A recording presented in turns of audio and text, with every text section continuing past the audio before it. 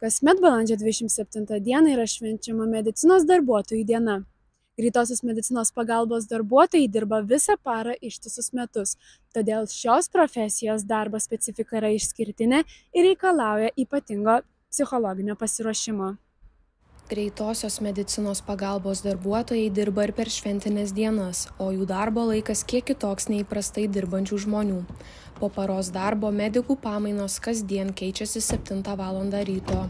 Tačiau šios profesijos atstovų skiriasi ne tik darbo laikas, bet ir darbo metodika. 45 metai, kritimas iš aukščio. Kvietimus mes gauname per raciją, yra racijos, nešiojimus tokios racijos, mums dispečerinė perduoda kvietimą. Kvietimas ateina į planšetą, matome, pasako, kad kvietimas ir koksai kvietimas pasako, jeigu skubus, perduoda, kad reikia paskubėti įsijungus švyturėlius, būti atsargiem, kaip visada. O jeigu būna kitos kategorijos, nes yra dalinamos kvietimai kategorijos, 1, 2, 3 būna kategorija. Pirma kategorija būna, kada jau yra skubus kvietimai, o jeigu dar įspėja, kad reikia su švyturėlis, tai ten gali būti, kad žmogus miršta ar dar kažkas taip. Šiuo metu Vilniuje yra 16 greitosios medicinos pagalbos pastočių, o visoje Lietuvoje 110. Tiesa, praėjusių metų Sveikatos apsaugos ministerijos pasiūlyta reforma siekiama stiprinti greitosios medicinos pagalbos paslaugų prieinamumą, naikinti pilkąsias zonas, kuriuose gyventojai reikiamos pagalbos sulaukia nepakankamai greitai. Pastaruoju laiku kvietimų padaugėjo. Galima pasakyti, nepaslaptis yra, kad greitąją pagalbą žmonės truputį papiknaudžiauja, kad ten gali žmonės nueiti ir į polikliniką, būna paprasčiausia, bet dabar tikriausiai gal tokie laikai, kad žmonės kiek mini, kad sunku iki poliklinikos daeiti, kad užsirašyti, kada įsikvies greitai, jiems bus lengviau ir padarys viską namuose, reikės į ligoninę vežti, nereikės patarimus duos. Užspringimai, apsinuodijimai, traumos ir kiti negalavimai – paramediko darbo kasdienybė, kurią ištverti gali ne kiekvienas. Greitosios medicinos pagalbos darbuotojams reikia ne tik stipraus fizinio, bet ir emocinio pasiruošimo, kai reaguoti ir priimti sprendimus reikia per keletą sekundžių. Visgi ne visos nelaimės paramediko psichologinę būseną veikia vienodai stipriai, kai kurie atvejai paveikia labiau. Jeigu atsitinka su vaikais, tenai kokios vaikų traumos, dažniausios būna, kad būna užspringimai mažiukų vaikų. Tai va čia ir gelbėjai buvo atveju, kad ir neįgelbėjai.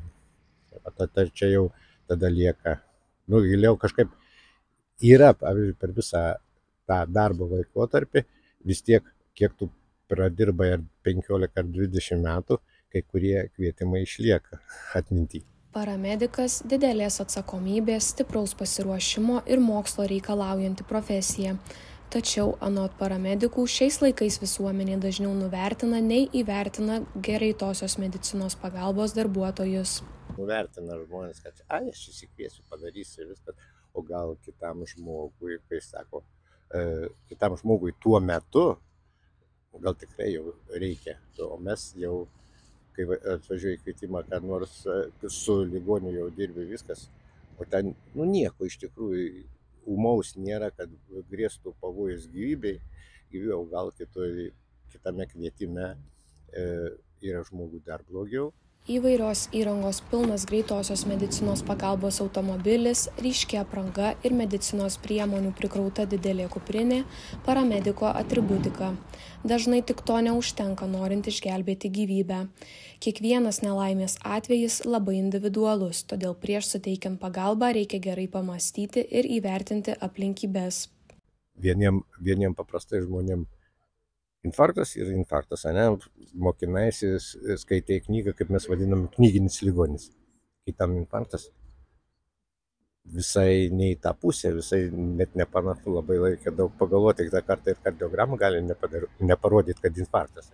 Nors dabar norinčių tapti greitosios medicinos pagalbos dalimi netrūksta, paramedikai tvirtina, kad šis darbas tai ir žmogaus pašaukimas.